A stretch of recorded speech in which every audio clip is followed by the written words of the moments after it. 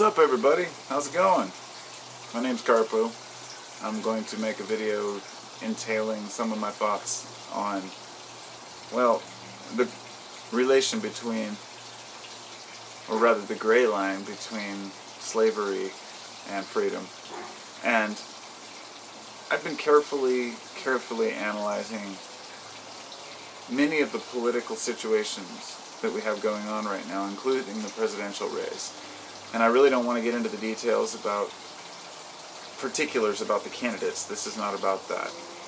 And those know who have watched my videos before that I definitely don't support Trump, but I want to make it clear that I also don't support Clinton. We're at an impasse here, and we have a very difficult choice to make.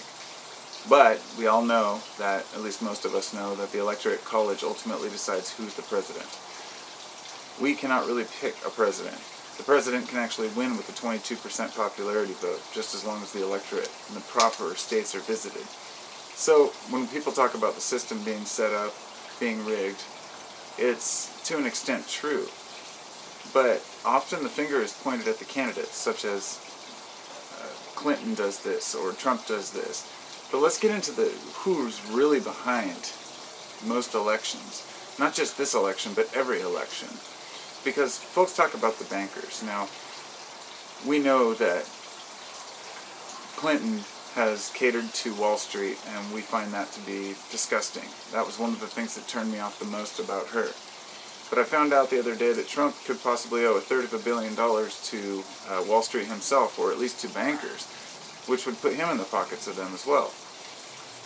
It seems like everybody's in the pockets of the bankers, but when we try to talk about what a banker really is, we're missing the point, because you can't just blame bankers, because it goes nowhere. We have to find the particular individuals involved. And they aren't hiding. It's not always bankers. It just happens to be very rich people who influence elections. Now, if you haven't heard of the Koch brothers, then you're definitely in for a treat if you start doing some research, because this will lead you to a little bit of a better understanding of where the money comes from that funds some of these elections. Now, I'll tell you why I'm making this video, because I didn't want it to be political related, so it's not. It's really related to politics, but no specific candidate, not the race itself. This is a universal thing that goes on every election. The Koch brothers spend hundreds of millions of dollars every election to fund the GOP candidate of their choice, in hopes that they have libertarian values. They basically want all government eliminated. And they want all regulation eliminated so businesses can basically do what they want. Now, the Koch brothers are worth $80 billion. This election, according to what I read, they've forked over $889 million into this campaign, but have not used it to fund either candidate. They hate Hillary and they hate Trump. So what have they done?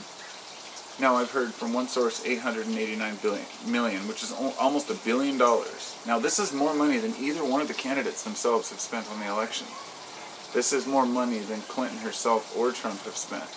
And this is not even a presidential candidate. This is a completely separate entity. A couple of brothers that have a lot of money and a lot of wealth and influence. So what they're doing is they're buying Congress. They're going into the local areas and states, and they have all these programs going on where they're influencing people to vote for Republicans for the seat in the Senate. And this is a scary proposition, because what inspired me to make this video was about an hour ago, somebody came to my door. It was this little girl who, well, she looked, not a little girl, but she was younger, and she was asking me if my oldest son was home. He's 21. I said, no, he just left for the weekend, and she said, well, I'm here to see who he's voting for, if he's going to back our candidate. And we got to talking. We talked for about 20 minutes and got into it after a while. At first, I just didn't want to talk politics, but she was talking about this local guy who is running, and I said, yeah, I've gotten a lot of bad literature about him. I said, funny thing is, once I got it, I realized he was probably a good guy, because it was paid for by these no-name groups. I looked up the groups and found out that there was nothing on their websites, no contact information. They were probably funded by some of these larger groups that are in turn funded by people like the Koch brothers.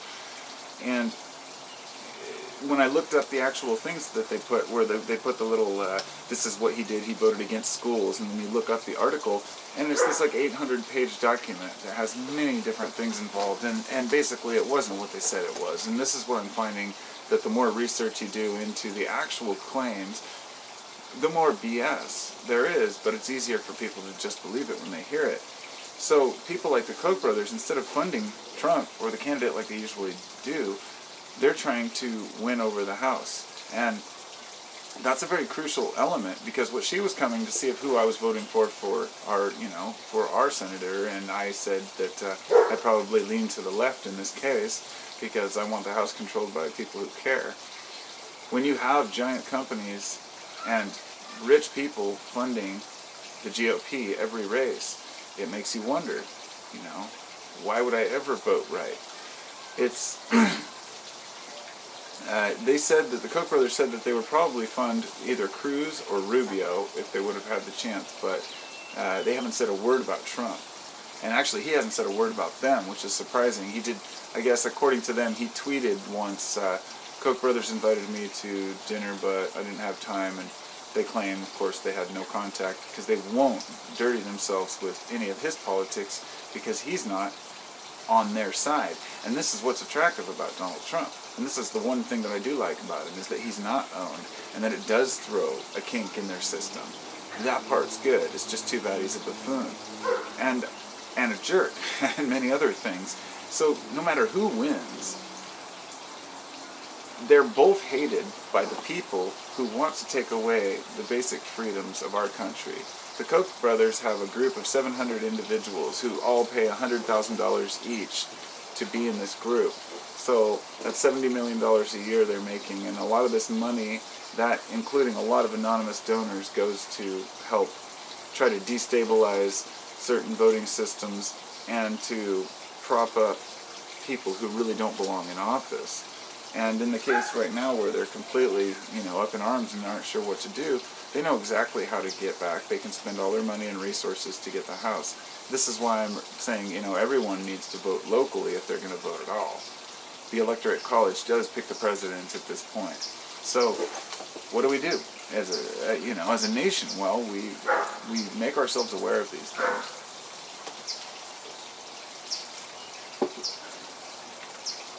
And why am I bringing this up? Because it shows that there are people, individuals, who are to blame for many of the problems that we have. And what they're asking for is a removal of all government. Now, this is really where I get to the point of why I wanted to make this video. And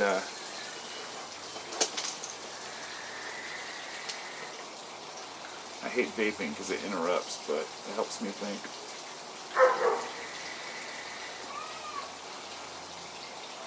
I originally wanted to make this video to show that, well, I'll vape for a second and think about it.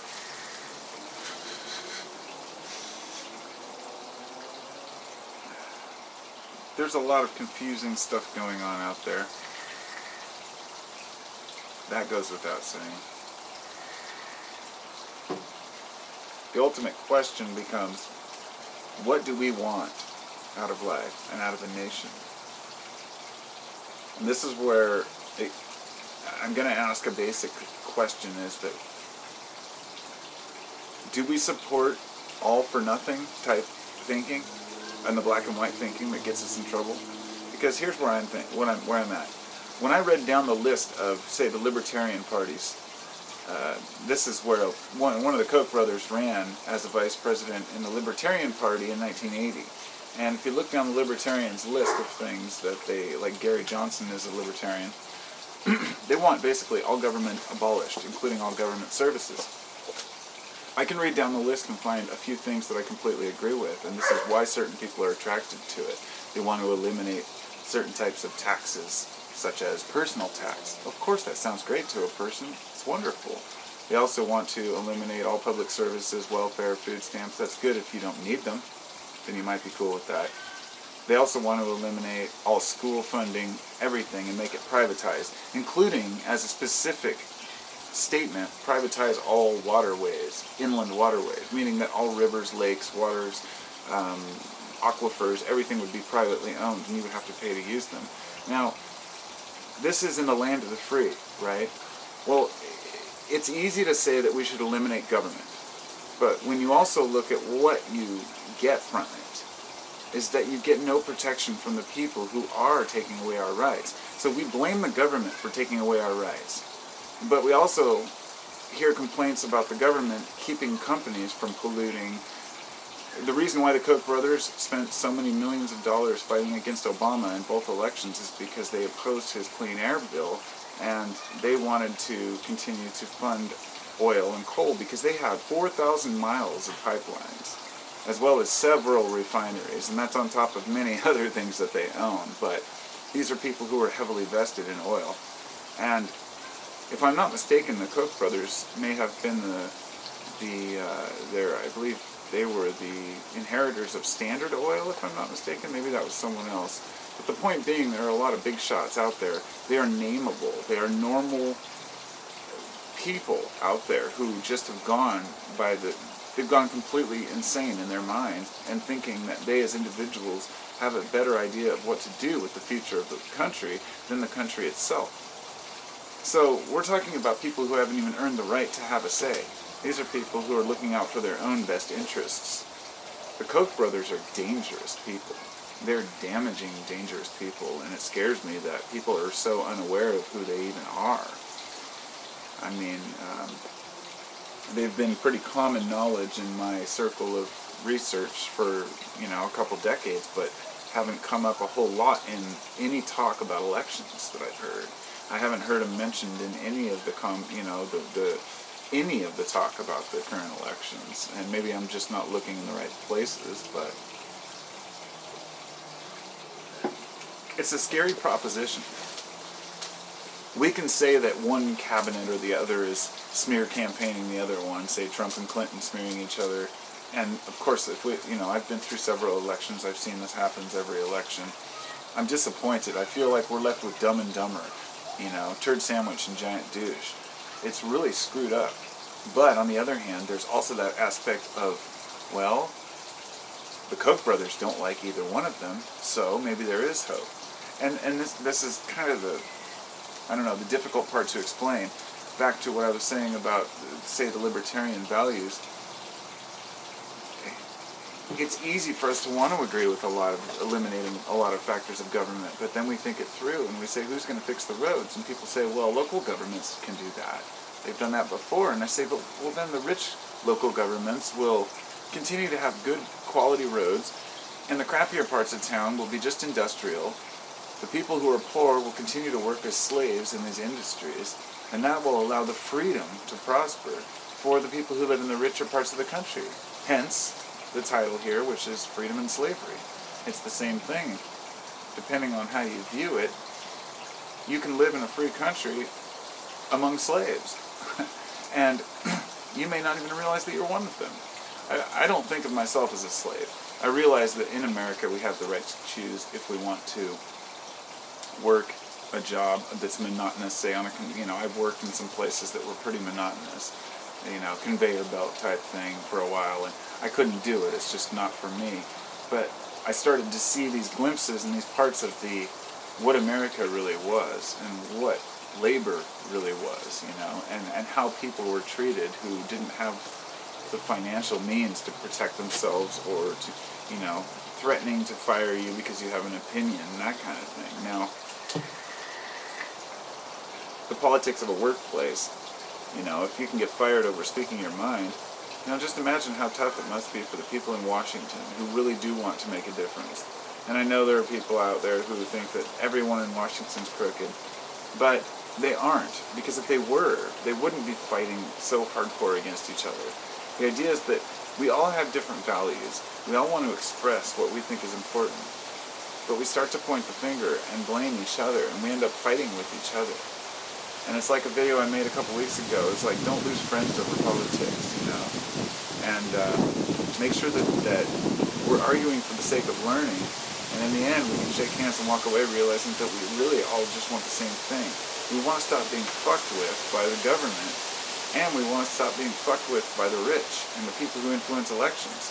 So if you really want to make a difference and you really want to be educated on it, look into not just the Koch brothers, but their little, their happy little group, which is, you know, Americans for Prosperity. Americans for Prosperity is a horrible, horrible thing, and those people are just looking to for personal gain and profit. And then there is Citizens United, which back in, I'm not sure if it was 2010, I think it was around then, when they passed a federal law saying that corporations could pose as people. You know, a lot of people have heard the term Citizens United but don't know what it is. Well, the bill allows corporations to pose as individuals, meaning that they can influence companies, they can influence elections, they can influence the outcome of results. A corporation posing as a person is a very scary thing, and I believe that on one hand, you know, I also believe that popular vote can be overwhelming. If all the population is uneducated and they're voting for the wrong person, then popular vote really doesn't mean much. But we have to believe that in power, a true democracy can work. It's really starting to rain and storm out here.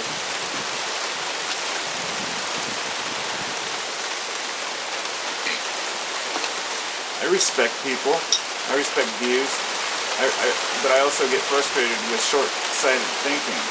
And I think that we need to be represented by the right people. And the scary thing to me is people like the Koch brothers, they are very intelligent. They're very smart people. You know, you don't get rich by acting a fool. You get rich by knowing what you're doing. And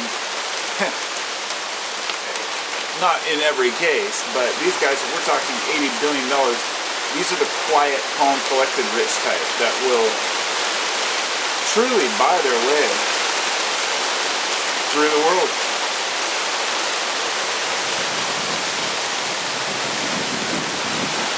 It's a Trader Joe's beer my friend left for me the other day. Pretty good. I don't usually drink beer, but since it was there, I thought I would grab it. Let's see what we got going on out here.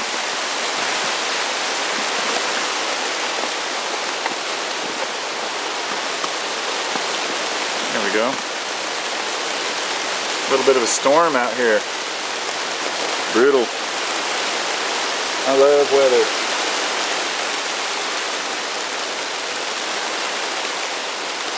Anyhow, I wish you all the best, and it's always nice talking to the camera and to you.